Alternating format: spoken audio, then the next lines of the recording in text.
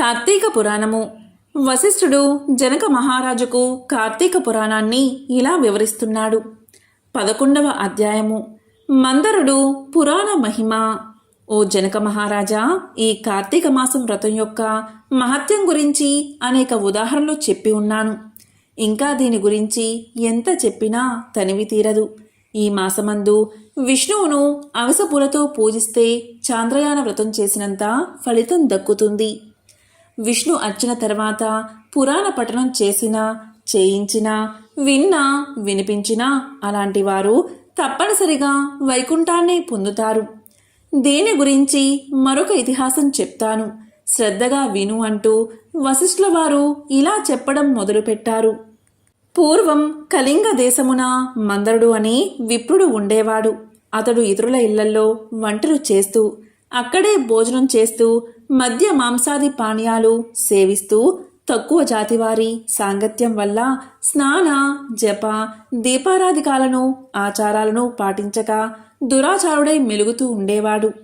అతని భార్య మహాసాధ్వి, గుణవంతురాలు, శాంతిమంతురాలు. భర్త ఎంత దుర్మార్గుడైనా పతినే దైవంగా భావించి విసుగు చెందక సకల ఉపచారాలు చేస్తూ పతివ్రత ధర్మాన్ని నిర్వర్తిస్తూ ఉండేది. మందరుడు ఇతరుల ఇళ్లల్లో వంటవాడుగా పనిచేస్తూ ఉన్నా కూడా ఇల్లు గడవక చిన్న వర్తకం కూడా చేయసాగాడు. ఆఖరికి దానివల్ల కూడా పొట్ట గడవకపోవడం వల్ల దొంగతనాలు చేస్తూ దారికాచి బాటసారులు బంధించి వారి దగ్గర ఉన్న ధనాన్ని, వస్తువులు అపహరించి జీవిస్తూ ఉండేవాడు. ఒకరోజు ఒక బ్రాహ్మణుడు అడవిదారిన పడి పోతూ ఉండగా అతన్ని భయపెట్టి కొట్టి ధనాన్ని దోచుకుంటూ ఉండగా అక్కడకు మరొక కిరాతకుడు వచ్చి ధనాసచే వారిద్దరినీ చంపి ధనం మూటగట్టుకుని వస్తూ ఉన్నాడు. సమీపం వద్దున్న ఒక గుహ నుండి పులి బయటకు వచ్చి గాండ్రిస్తూ కిరాతకుడిపై పడింది. కిరాతకుడు దాన్ని కూడా చంపాడు. కాని ఆ పులి కూడా తన పంజాతో కిరాతకుడిని కొట్టి ఉండడం వల్ల ఆ దెబ్బకు కిరాతకుడు అక్కడికక్కడే చనిపోయాడు. ఈ విధంగా ఒకే కాలంలో నలుగురు 4 విధాల హత్యలు చేసి చనిపోవడం వల్ల ఆ నలుగురు కూడా యమలోకంలో అనేక శిక్షలు అనుభవిస్తూ రక్తం గక్కుతూ బాధపడుతూ ఉన్నారు. ఇలా ఉండగా మందరుడు చనిపోయిన నాటి నుంచి అతని భార్య నిత్యము హరినామస్మరణ చేస్తూ సదాచార ప్రవర్తిని అయి భర్తను తలుచుకుని దుఃఖిస్తూ కాలం గడుపుతూ ఉండేది. కొన్నాళ్లకు ఆమె ఇంటికి ఒక ఋషి పుంగవుడు వచ్చాడు.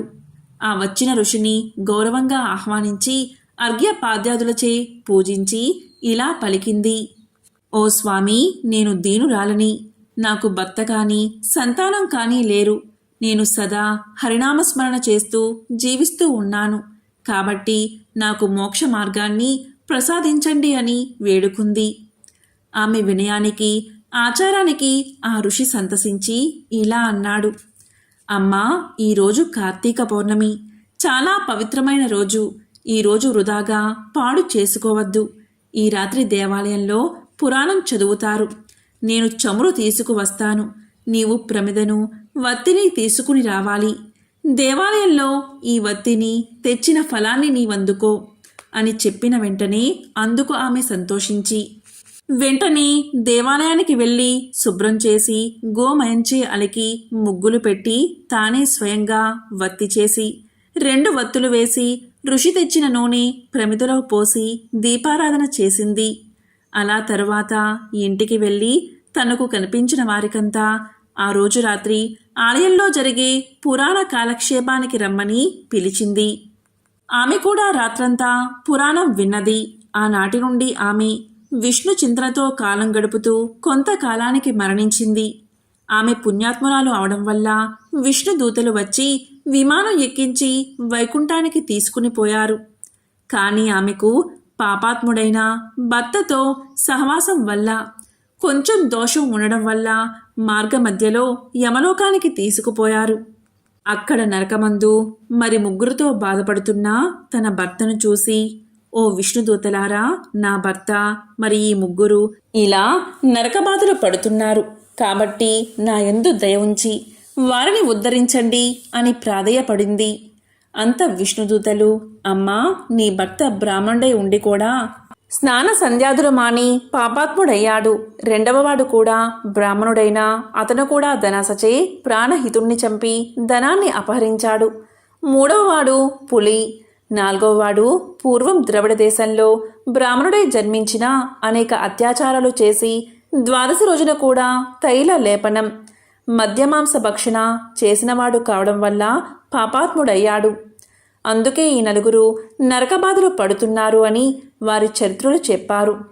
అందుకు ఆమె చాలా విచారించి ఇలా పలికింది: ఓ పుణ్యాత్ములారా, నా భర్తతో పాటు మిగిలిన ముగ్గురిని కూడా ఉద్ధరించండి అని ప్రార్థించింది. అందుకు విష్ణుదూతలు, అమ్మా, కార్తీక శుద్ధ పౌర్ణమి నాడు నీవు వత్తి చేసిన ఫలాన్ని పులికి, ప్రమిద ఫలాన్ని కిరాతకుడికి, పురాణం వినడం వల్ల కలిగిన ఫలాన్ని ఆ విపుడుకు దారపోస్తే వారికి మోక్షం కలుగుతుంది అని చెప్పారు. అందుకు ఆమె అలాగే దారపోసింది. ఆ నలుగురు ఆమె దగ్గరకు వచ్చి విమానమెక్కి వైకుంఠానికి వెళ్ళిపోయారు.